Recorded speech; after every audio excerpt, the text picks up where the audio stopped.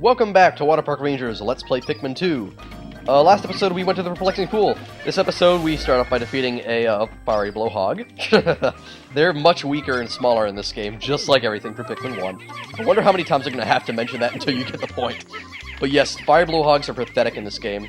Plus what I don't like is that they put them in areas where it doesn't really seem like they fit in. Like in the first Pikmin game, all the enemies kind of fit in with their surroundings. Like, it seemed like, okay, this is where this enemy would live.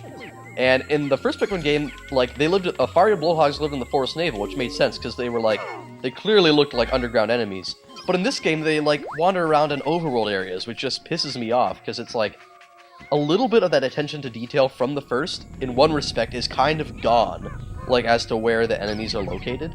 Because you'll see later on there are going to be bulborbs that adapt to the snowy surroundings very well, yet they're only found in the underground of the snow area, not in the overworld. Instead, there are red ones in the overworld, which just kind of feels like it doesn't make any sense. And here I'm showing you a little unique tactic. Notice how I only threw leaf Pikmin? Well, that was part of the shuffling system that the ship mentioned earlier, where you can grab a hold of a Pikmin with A, and then cycle through the left and right on the D-pad to change whichever Pikmin color in your party you're going to throw. However, if you cycle up and down on the D-pad while holding down A, you cycle through the different types of Pikmin, as in bud, flower, leaf. So that's really useful if you don't want to press X to split up your party. You can still do that if you want. However, this cycling system is a really nice addition to control. It might seem like a small thing, but trust me, it is so useful in this game. It's really an incredible control convenience, and for speedrunners, it's a brilliant thing too. And over here we have, of course, Nectar to lead our Pikmin into. I wanted to flower up those purples because although we don't use them for combat, there is going to be a point where we're going to want to have a lot of purples. We're going to want to have 100 purples at a certain point late in the game. And it's not for a battle, it's just for something else. And if they're flower, it's just what their task is going to go faster.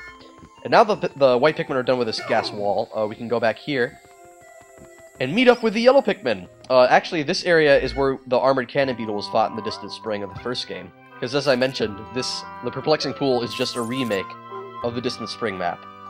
As odd as it may seem, that's what they did. The yellow Pikmin have climbed down the tree and are staring in this direction. They appear to like high places and seem to be quite light. They also have very large ears. If I had named them, they would be called Ear Pikmin, but I will use the name Olimar gave them. Good, because your name sucks. Curious, my static electricity sensors are reacting violently. What could this mean? That your spider senses are tingling? Yes, the yellow Pikmin rejoin us from the first game. I believe that they are actually more useful in this game, but their abilities are also slightly altered. If you remember their abilities from the first game, they could wield bomb rocks. That ability is gone in this game. There are still bomb racks. There are still bomb rocks, but they're very different in this game. We're not going to see them until a little bit later. Anyway, and Pikmin cannot use them. And basically we're going to have our white Pikmin try and help the yellow Pikmin out. Good! The white Pikmin actually wanted to help bring back to the yellow Onion. And you did too! Wow, miracle. Yeah, I think purple and white Pikmin are random. Oh, no. See, they have random generation as to which onion they bring it back, but every time you latch Pikmin onto it, I think they change the color of which onion they bring it to. Or something like that. It's kind of a weird, obtuse system to work with. Like, it's much better to just kind of have Pikmin of the actual color. Like, the yellows get the yellow pellets rather than having purples or whites do it, because... No! Stupid Pikmin! Stop it! Bring it to the yellow onion! See? I have to put up with this kind of crap whenever they try to... Thank you. See? This is why it's just better to have the yellow Pikmin carry stuff, but I figured, as long as we have the white Pikmin with us, and they are just so fast at carrying things, they're actually the fastest Pikmin for carrying things around, we might as well have them help out. Wait, where's the... No, the white Pikmin grabbed it and took it in the opposite direction, didn't they? You bastards! Bring it back! You are not taking that to the Reds. We have enough Reds as it is. It's time for some real citizens, not commies. Ah, references. And over here, have them definitely bring back the fiery Bulblacks to the yellows, because that is worth a good many Pikmin sprouts. Now, because I'm so nice, I'm actually going to skip ahead through a lot of us growing the yellows. Oh, wait. Yes, the Pikmin are dancing. That is because they're carrying something invisible. LOL. What is this? A strange mold-like botanical entity has spread across the ground here. Interesting, I'm detecting other plant life suffocating beneath it. Okay, I'll take a moment to explain what that is. Remember in the Awakening Wood how there were those berry plants? Well, after a few days, a weird mold spore is going to grow over them. Now, if the Pikmin attack it and eventually cause it to go away, those berry plants underneath will grow back, and you can harvest the berries until that mold grows back and the cycle repeats. I'll explain what berries are underneath there in a little while, but for now, watch the yellow Pikmin grow, why don't you?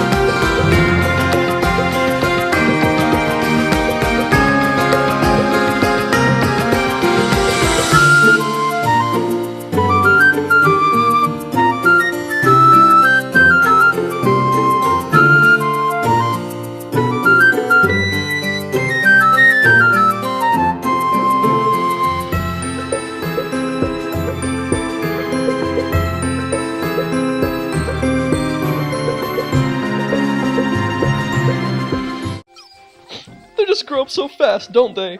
Yeah, I figured I'd use some speed up stuff because I remember in the first Pikmin LP that I did, and I mean of the first game, I remember that I basically made you watch all of the Pikmin growth, and while it's not the worst thing in the world, it's also not the most exciting. And now we have a ton of yellows to flower up, and believe me, yellows are a lot more useful in this game than they were in the first. Because I was mentioning at one point about their abilities until I got sidetracked. Yes, they can no longer use bombs. They can still be thrown high, obviously. They have one new ability, which is to resist electricity. Electricity is a new hazard in this game. But before electricity comes into play, we do have the high throw arc thing come into play again with this treasure. And of course that weird nectar rock stuff appears from the first returns in this game. Due to this weird position of the treasure, you kind of have to throw them up on this side too to get them to carry it down. And I'm pretty sure that's like a can opener or something. Anyway, I'm surprised we actually managed to get the treasure, but because I normally don't on this day. But I think I just realized why. Because normally when I'm playing through this game, I also use this day to get some of the sprays that you can harvest using the berries from that plant under the spore. So that does take some time to go after. I think I'll mention what that stuff is. Unlike the red berries in Awakening Woods, the purple berries that grow here give you a new kind of potion called Ultra Bitter Spray. And this stuff can petrify enemies. That's right, it actually turns them into stone, like you saw in the Piclopedia. You can do that to any enemies you want, even any of the bosses. Even the final boss. However, it also drastically increases defense for bosses, so it really is only good for stopping a boss in its tracks, not necessarily for hurting it. But for normal enemies, it's great for not only stopping them in their tracks, but letting you hurt them and defeat them without even taking casualties. So I do highly recommend, if you're playing through this normally, to use this day. Not necessarily to go after treasures like I did with that one, but definitely to get some yellows, and you also want a few, at least two doses of that purple potion from underneath that spore over there, harvesting from those plants. There is also an enemy that appears from beneath, that appears around berry plants while you're harvesting them. It's called the Ravenous Whisker Pillar, but because we're not harvesting sprays, we're probably not going to come across it.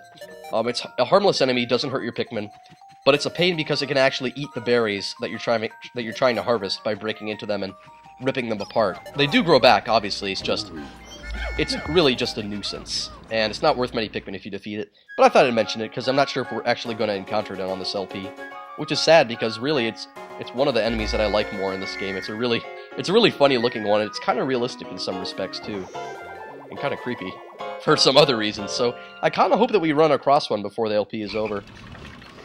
I'm wondering how that's going to happen if we're not going after sprays. Oh yeah, and apparently the fiery Bulblacks chased after us at night, which is odd because actually, after you defeat the fiery Bulblacks here, it never returns, even though it doesn't, like, it's really odd. In fact, I'd almost recommend kind of not killing it because it's like an endangered species. It's really not that common of an enemy. And we didn't lose any Pikmin today, which I'm really surprised at. Olimar, terrible news. I thought I went with Happy Hogate Savings and Loan, but it seems my loan came from the shop next door. All-devouring black hole loan sharks. Oops. Well, the president got himself in quite a pickle. And we'll see what the future bodes for him next episode. See you then.